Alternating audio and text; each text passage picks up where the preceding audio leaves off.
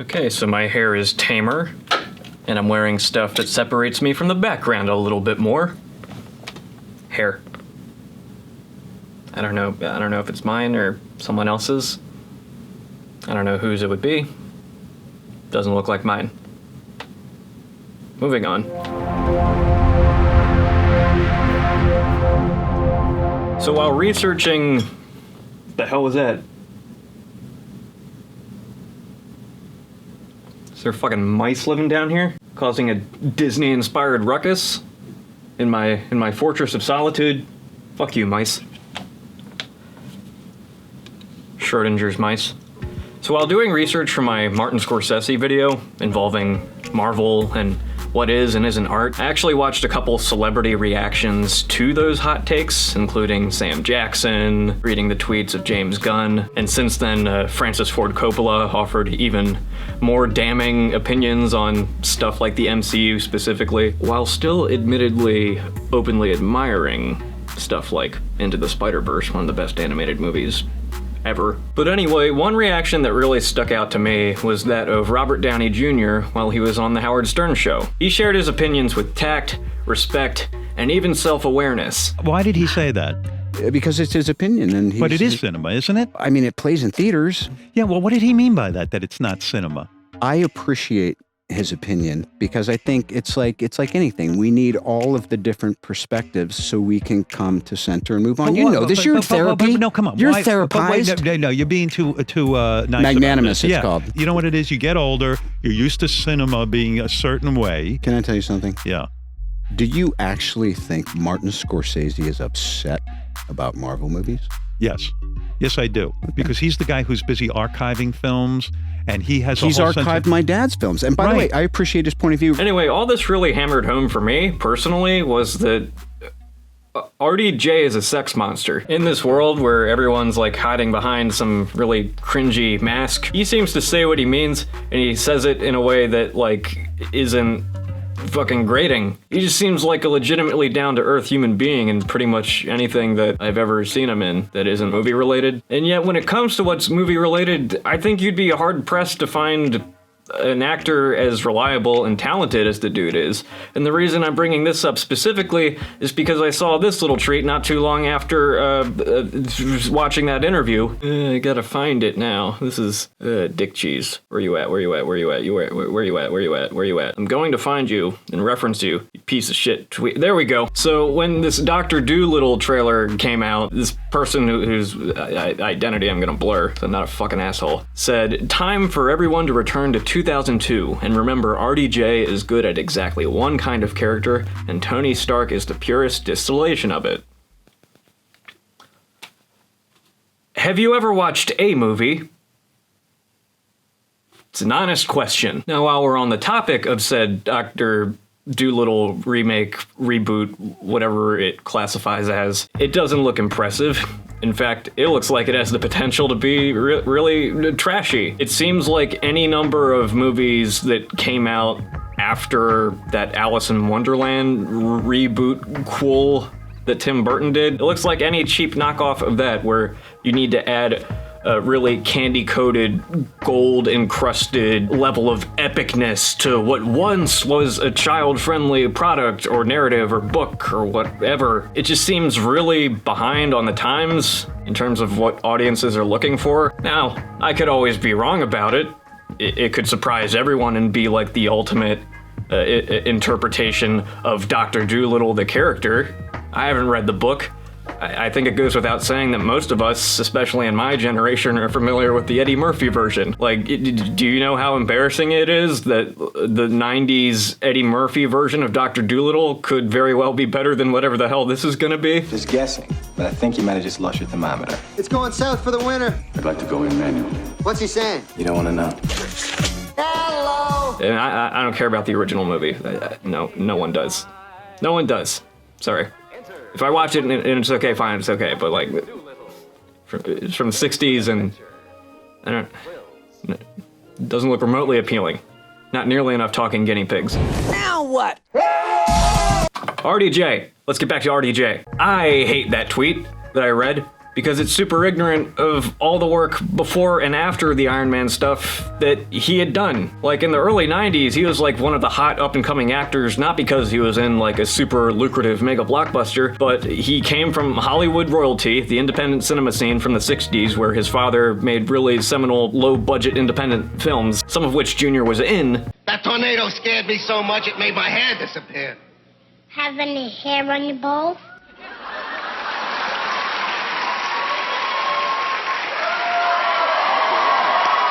And then he moved on to do like more mature roles, for which he got a lot of critical acclaim for it. I think the most iconic of these roles would be Chaplin, where he played Chaplin. What do we do, Charlie?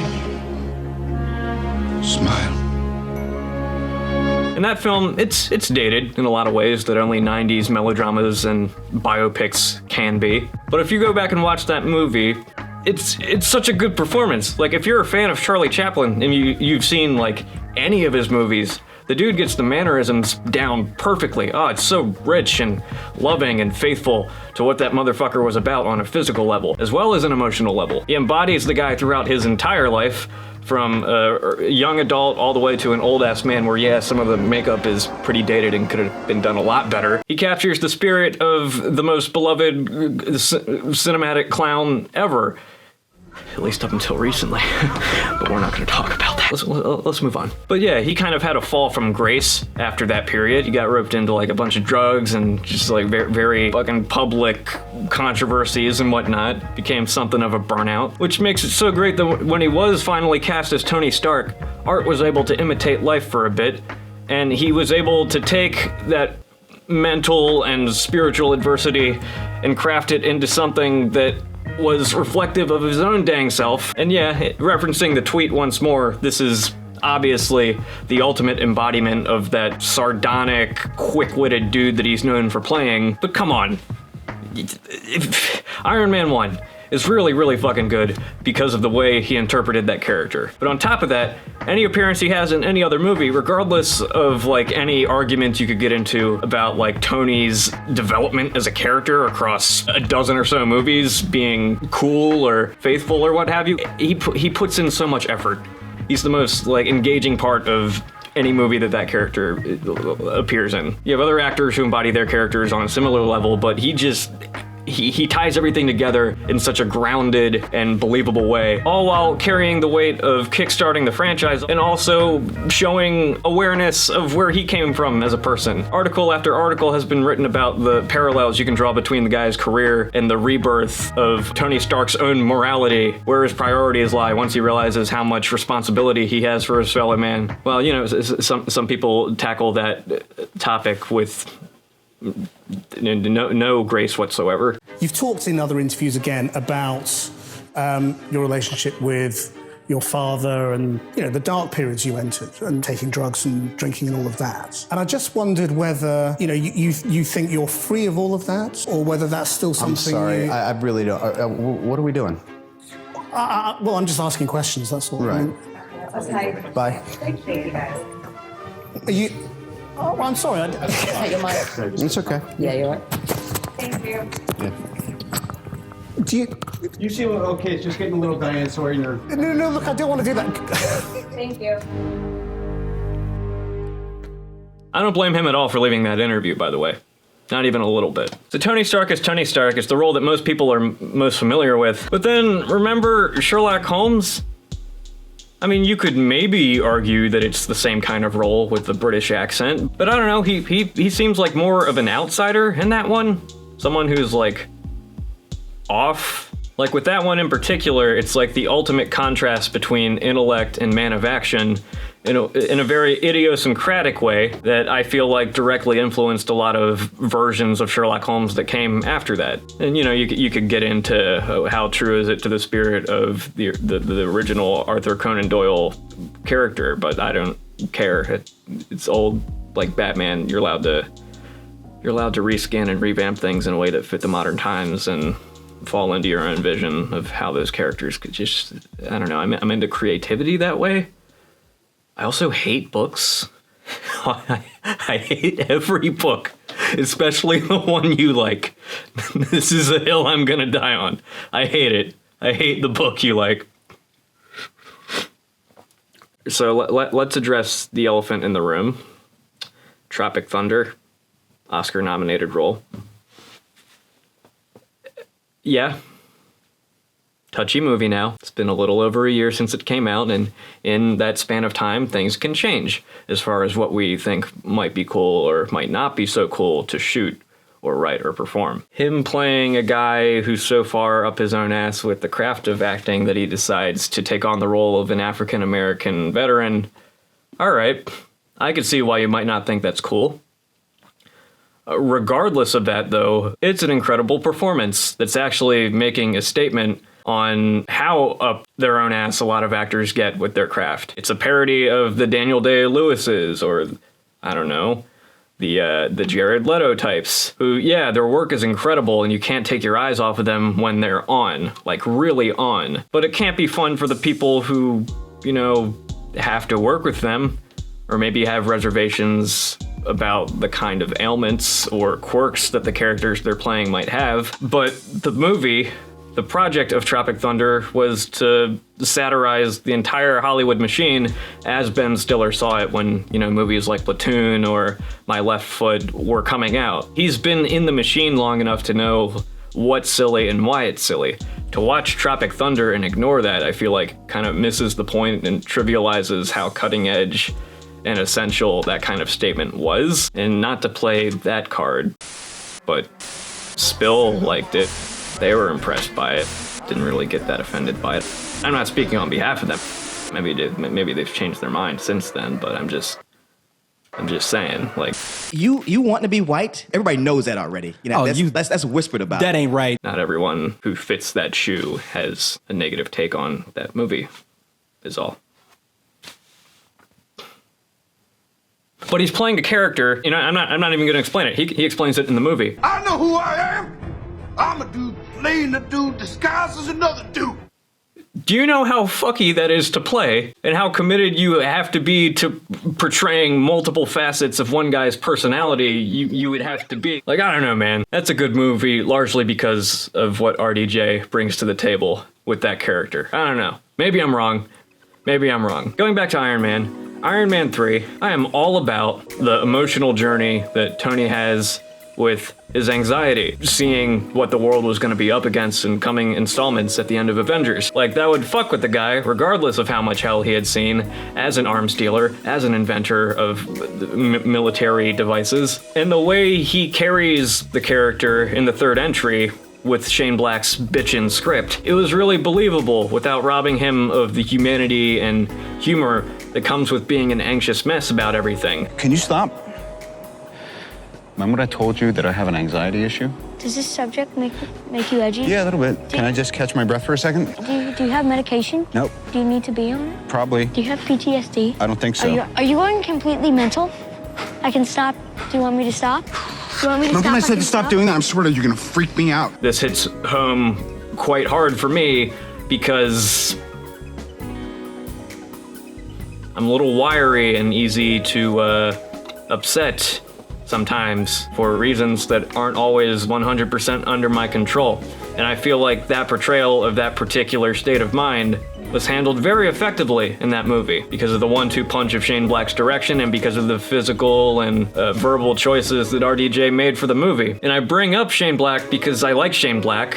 I like how he writes. I like how he directs things that he writes. And I am in desperate need of seeing Kiss Kiss Bang Bang, which has my boy in it, and I hear is really, really good. Similarly good to something like Nice Guys. Nice Guys! I really fucking like Nice Guys. Me and a lot of my friends like Nice Guys. If they make a sequel to Nice Guys, which they should, I would really, especially now that he's done with the Marvel stuff, as far as we know, put RDJ in there. Make him the third amigo.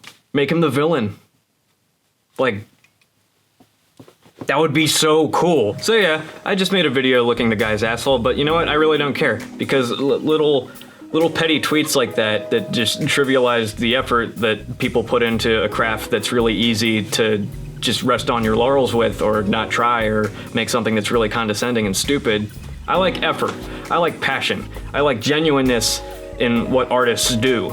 And regardless of how many super corporate projects he might have been contractually obligated to do in the past decade or so, everything I see this guy in, maximum effort.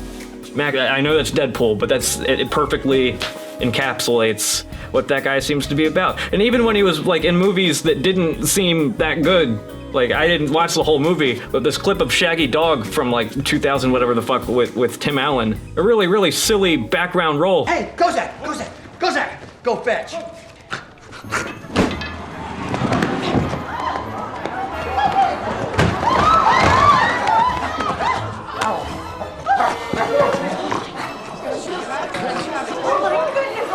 Look at that. The fuck? Why is he moving like that? How is he moving like that? This was before he was like back in the forefront of the conversation of pop acting. I like that. I don't fucking know. That's really all I have to say, because he's a good actor. Like a really good actor with a lot of range. And even if this Dolittle movie is monkey balls, which I'm about 60-70% sure it's gonna be, that doesn't negate the amazing work he's done in other films, including the ones that he's most known for, but also including ones that he's less known for. Love that motherfucker. I need to watch more of his movies, and I need to watch more of his dad's movies. That's all I got. Name your favorite RDJ role. Recommend me a movie that maybe doesn't get enough attention that I should watch. Let me know if you think he's an overrated hack. Like, I'll read whatever comments I get. I don't know. I like engagement, even if you disagree with me. Subscribe if